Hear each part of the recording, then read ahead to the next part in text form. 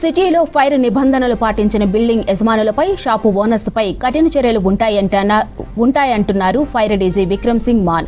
ఎవరైనా సరే సెల్లార్లను కేవలం పార్కింగ్ కోసమే మాత్రమే వినియోగించాలని చెప్పారు.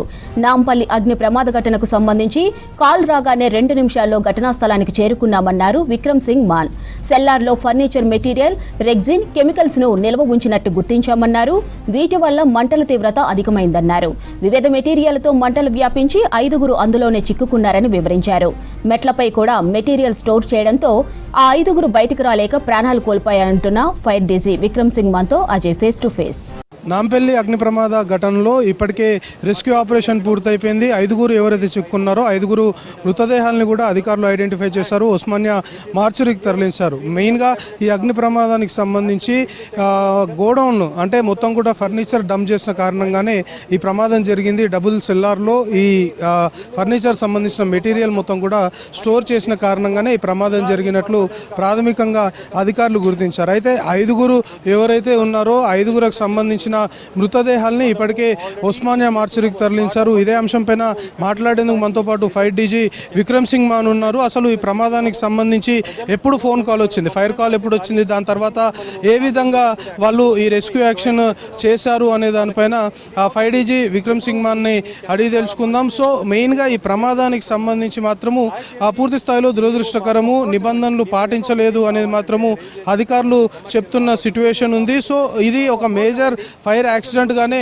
ఫైర్ సంబంధించిన అధికారులు కూడా దీన్ని పరిగణిస్తున్నారు. ఖచ్చితంగా చర్యలు తీసుకుంటాము అనేది కూడా అధికారులు చెప్తున్న సిట్యుయేషన్ ఉంది. సో ఇలాంటి ప్రమాదాలు మళ్ళీ జరగొద్దు అంటే ఖచ్చితంగా దీనిపైన చర్యలు తీసుకుంటాము అని చెప్తున్నారు. మనతో పాటు విక్రమ్ సింగ్ మాన్ ఉన్నారు. సార్, మెయిన్గా మనకి ఫైర్ కాల్ వచ్చిన తర్వాత మీరు ఇక్కడికి వచ్చినప్పుడు సిట్యుయేషన్ ఏ విధంగా ఉంది ఇక్కడ ప్రైమరీగా? 1:41 PM నిన్న మధ్యాహ్నం మనకు కాల్ రాగానే విదిన్ 2 minutes మా ఇక్కడ సిబ్బంది అండ్ వెహికల్స్ ఇక్కడ చేరుకున్నారు. బేసికలీ దాంట్లో ప్రాబ్లం ఇక్కడ 2 బేస్మెంట్స్ ఉన్నాయండి. ఆ 2 బేస్మెంట్లో పూర్తి స్థాయిలో అక్కడ సామాన్ పెట్టుకున్నారు. దాంట్లో రెడీమేడ్ ఐటమ్స్ ఉన్నాయి, ఫర్నిచర్ తయారు ఉంది, కెమికల్స్ ఉంది, ఈ రెగ్జిన్ మెటీరియల్ ఉంది, ఎదెసివ్ ఉంది, మ్యాట్రెసెస్ ఉన్నాయి, ప్లాస్టిక్ కుర్చీలు ఉన్నాయి.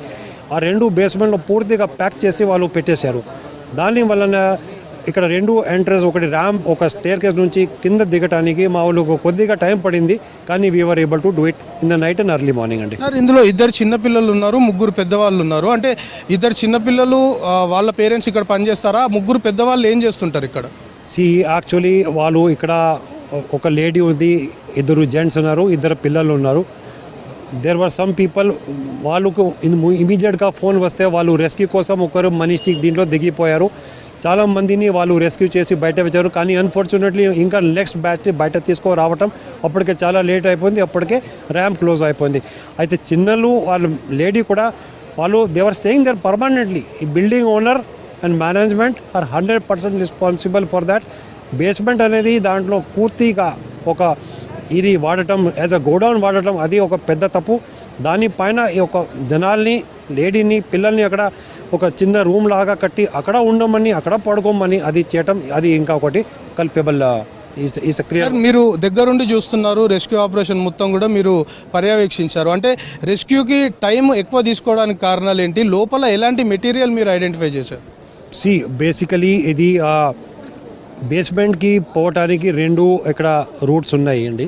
ఒకటి బేస్మెంట్ అంటారు, ramp is like vehicle movement కోసం ఉంటుంది. ఒక స్టేర్ కేస్ ఉన్నాయి. ఇక్కడ చూస్తే మొత్తం 2 కంప్లీట్గా ప్యాక్ ఉన్నాయండి. మన దిగటానికి కూడా దీంట్లో దేర్ వాజ్ నో ఛాన్స్. ఎట్లా దిగాలి అంటే ర్యాంప్ ముందు జేసీబీ పెట్టుకున్నాము. ఒక 4 నిన్న రాత్రి మీరు చూసేటోళ్ళు 4-5 పెద్ద జేసీబీ పెట్టుకొని మెల్లగా మళ్ళీ ముందు క్లియర్ చేసి ముందుకు వెళ్ళాను. అప్పుడు ఆ కొద్దిగా ఇంట్రెస్ట్ మనకు దొరికితే అప్పుడు మా వాళ్ళు దిగేసి ఇది కంట్రోల్ చేశారు. హైదరాబాద్లో ఇలాంటి అంటే నిబంధనలు పాటించకుండా, ఫైర్ సేఫ్టీ ప్రికాషన్స్ పాటించకుండా బిల్డింగ్స్ పైన ఎలాంటి డ్రైవ్స్ నిర్వహించబోతున్నారు? ఏమైనా స్పెషల్ యాక్షన్ తీసుకునే అవకాశం ఉందా? ఆల్రెడీ మనం as part of our regular duty మనము ఇది బిల్డింగ్స్కి ఇన్స్పెక్షన్, సర్ప్రైజ్ చెకింగ్ మనము చేస్తాము. మా సిబ్బంది పోతారు, యాక్షన్ ఉంటుంది. ప్లస్ ఇది స్పెషల్ డ్రైవ్ కూడా మనము నిర్వహిస్తున్నాము.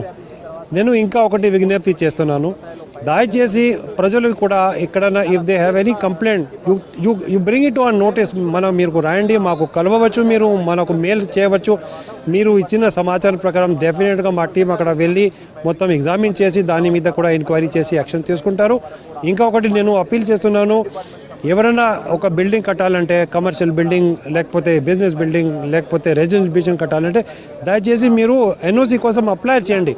చాలామంది ఏం చేస్తారు, వాళ్ళు ఫైర్ డిపార్ట్మెంట్కి కానీ ఈ వేరే డిపార్ట్మెంట్ కానీ జిహెచ్ఎంసీ ఫైర్ వింగ్కి రావటం లేదు అండి. You please come to us, you apply.